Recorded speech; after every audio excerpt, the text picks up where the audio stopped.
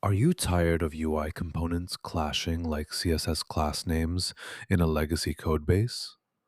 When front end developers, UX engineers, and product teams can't align on button styles, spacing tokens, or typography scales, it creates chaos and burns through sprint hours fixing avoidable inconsistencies.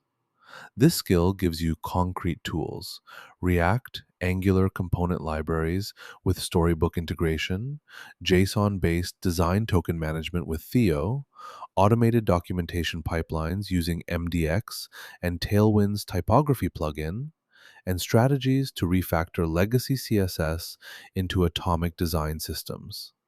Whether you're a solo dev or leading a design ops team, stop playing whack a mole with style sheets.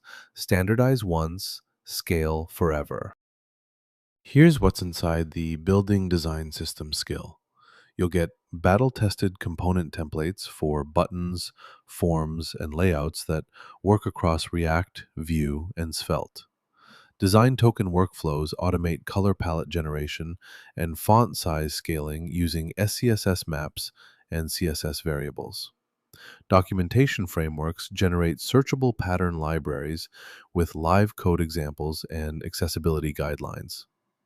Legacy integration guides show how to containerize old jQuery UI elements while building new components.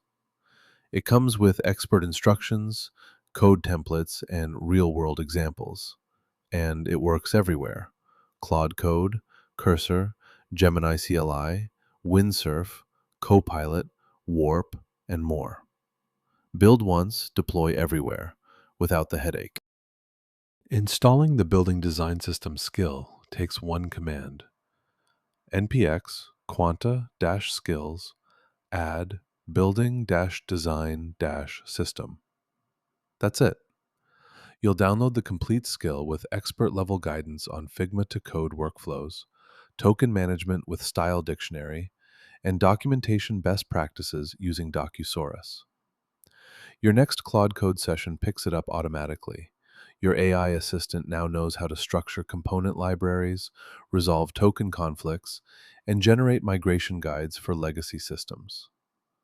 No more Googling how to design system. Just ship quality patterns in your IDE. Standardize your stack in minutes, not months.